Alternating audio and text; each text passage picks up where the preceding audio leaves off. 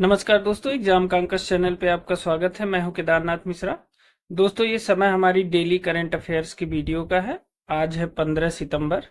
तो चलिए 15 सितंबर की महत्वपूर्ण परीक्षा उपयोगी खबरों को देख लेते हैं। देखिए, आज की पहली खबर है G20 कृषि मंत्री स्तरीय बैठक हाल ही में कहाँ आयोजित की गई। ठीक है, G20 कृषि मंत्री स्तरीय बैठक हाल ही में कहाँ आयोजित की गई? तो यह आयोजित की गई है ब्राजील में। ठीक है ना। G20 कृषि मंत्री स्तरीय बैठक का आयोजन ब्राजील में किया गया है। ठीक है, ये बहुत इंपॉर्टेंट है, इसे याद रखिएगा। दूसरा महत्वपूर्ण तथ्य है, कौन सा राज्य आयुष सुविधाओं के मामले में देश में प्रथम स्थान पर है? किन सुविधाओं के मामले में? आयुष सुविधाओं के मामले में प्रथम स्थान पर है देश में, तो वह है मध्य प्रदेश। ठीक है, मध्य प्रदेश राज्य आयुष सुविधाओं के मामले में देश में प्रथम स्थान पे है। ठीक है, आज की तीसरी महत्वपूर्ण खबर देख लेते हैं। हाल ही में तीसरा इंडस यक्ष शिखर सम्मेलन कहाँ संपन्न हुआ? इंडस यक्ष का मतलब इंडिया यूएस, इंडस का मतलब हो गया इंडिया और यूएस। एक्स शिखर सम्मेलन कहाँ पर संपन्न हुआ? तो कैलिफोर्निया में। ठीक है, कैलिफोर्निया कहाँ है? अमेरिका में। ठीक है, अमेरिका के कैलिफोर्निया कह लीजिए आप। तो इंडस एक्स शिखर सम्मेलन यानी इंडिया और यूएस का एक्स शिखर सम्मेलन कहाँ संपन्न हुआ? तो कैलिफोर्निया, अमेरिका में। ठीक है, आज की चौथी महत्वपूर्ण खबर देख लेते हैं। नवंबर 2024 में आयोजित होने वाला 55वां भारतीय अंतर्राष्ट्रीय फिल्म महोत्सव का आयोजन कहाँ किया जाएगा? कौन सा वहाँ है? 55वां भारतीय अंतर्राष्ट्रीय फिल्म महोत्सव का आयोजन कहाँ किया जाएगा? तो वो गोवा में किया जाएगा।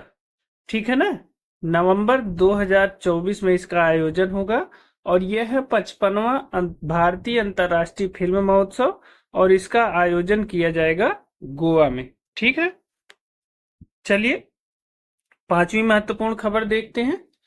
देखिए, पांचवी महत्वपूर्ण खबर है, हाल ही में राजभाषा कीर्ति पुरस्कार से किसे सम्मानित किया गया है? तो यह सम्मानित किया गया है वी श्रीनिवास को। ठीक है, हाल ही में राजभाषा कीर्ति पुरस्कार से किसे सम्मानित किया गया है? तो वी श्रीनिवास को सम्मानित किया गया है। और किसने सम्मानित किया है? तो गृह मंत्री अमित शाह ने सम्मानित किया है। ठीक है ना, किसने किया है? गृह मंत्री अमित शाह ने वी श्रीनिवास को राजभाषा कीर्ति पुरस्कार से सम्मानित किया है। ठीक है ना, आज के छठे महत्वपूर्ण तथ्य को देख लेते हैं। भारतीय अंतर्राष्ट्रीय समुद्री विवाद समाधान केंद्र की शुरुआत हाल ही में कहाँ की गई है? तो वह की गई है गोवा में। ठीक है, भारतीय अंतर्राष्ट्रीय समुद्री विवाद समाधान केंद्र की शुरुआत कहाँ की गई है? गोवा में की गई है। यह इंपॉर्टेंट है। ठीक है, भारतीय अंतर्राष्ट्रीय समुद्री विवाद समाधान केंद्र की शुरुआत गोवा में की गई है। ठीक है, सातवीं महत्वपूर्ण खबर देख लेते हैं। हाल ही में ब्रिक्स लिटरेचर फोरम 2024 का आयोजन किस देश में किया गया?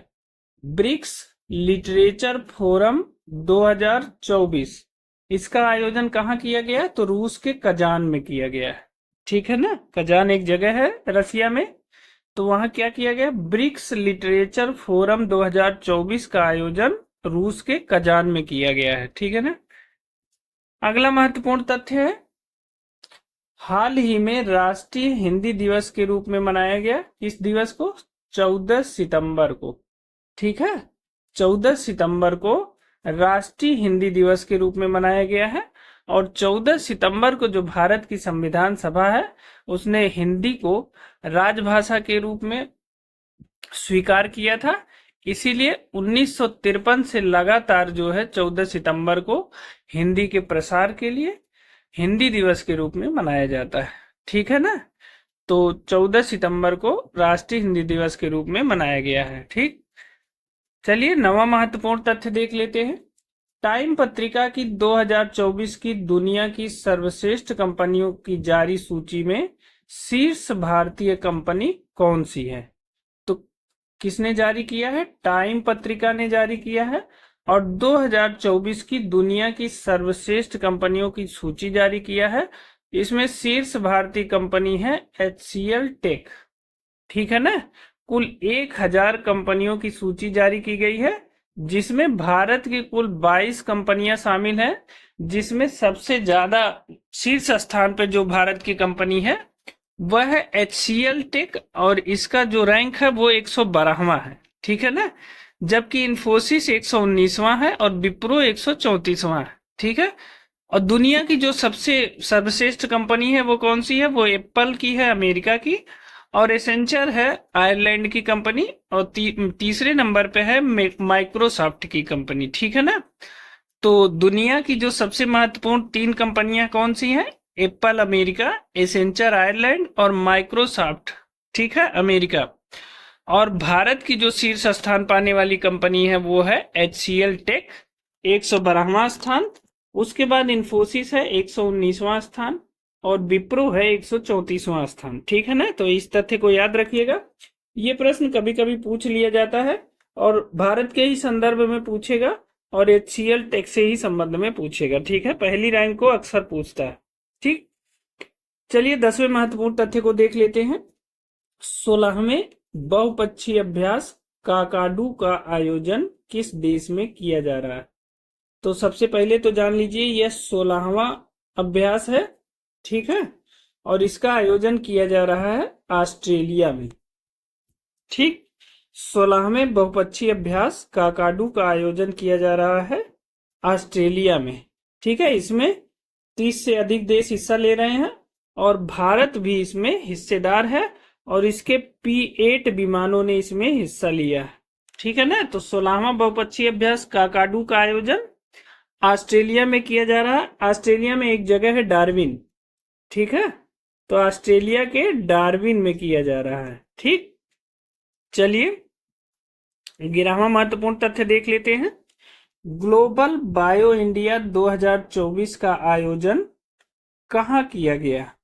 तो यह प्रगति मैदान नई दिल्ली में किया गया था। ग्लोबल बायो इंडिया 2024 का आयोजन कहाँ किया गया? तो यह नई दिल्ली में प्रगति मैदान में किया गया, और इसका उद्घाटन किया जितेंद्र सिंह, विज्ञान एवं प्रौद्योगिकी मंत्री हैं जिन्होंने। ठीक है। उन्होंने इसका उद्घाटन किया है, जितेंद्र सिंह ने। ग्लोबल बायो इंडिया 2024 का आयोजन नई दिल्ली में किया गया है, और इसका उद्घाटन जितेंद्र सिंह, जो विज्ञान एवं प्रौद्योगिकी मंत्री हैं, उन्होंने किया है। ठीक है ना। तो दोस्तों ये थे आज 15 सितंबर के महत्वपूर्ण करंट अफेयर्स, जो हमारी परीक्षा की दृष्टि से बहुत इंपॉर्टेंट थे। यह वीडियो आपको कैसी लगी हमें कमेंट करके जरूर बताइएगा। साथ ही अगर आप इन तथ्यों की PDF चाहते हैं तो आप हमारे टेलीग्राम चैनल से जुड़ जाइए। टेलीग्राम चैनल का लिंक हमने डिस्क्रिप्शन बॉक्स में दे दिया है, और हमारे व्हाट्सएप चैनल से भी जुड़ सकते हैं, जिसका नाम है एग्जाम कांकर्स। ठीक है दोस्तों, अगर आप इस चैनल पर नए हैं तो इस चैनल को सब्सक्राइब जरूर कर लीजिए, और साथ ही बेल आइकन भी दबा लीजिए, ताकि कोई भी नई अपडेट आपको सबसे पहले मिले। और हाँ, अगर आप RO परीक्षा की तैयारी कर रहे हैं, और प्री परीक्षा को लेकर मन में कोई घबराहट है या आशंका है, तो उसके लिए हमने एक वीडियो बना दिया है कि 3 महीने में हम प्री परीक्षा को कैसे क्रैक कर सकते हैं। वो वीडियो हमारे चैनल एग्जाम कांकर्स पे पड़ी हुई है, आप तुरंत उसे देखिए। ठीक है। आपको ये पता चल जाएगा कि अगले 3 महीने की स्ट्रेटजी क्या हो, और कैसे पढ़ के आप उस परीक्षा को क्रैक कर सकते हैं। तो आज के लिए इतना ही, मिलते हैं अगली वीडियो में कुछ नए तथ्यों के साथ। तब तक के लिए बहुत बहुत धन्यवाद।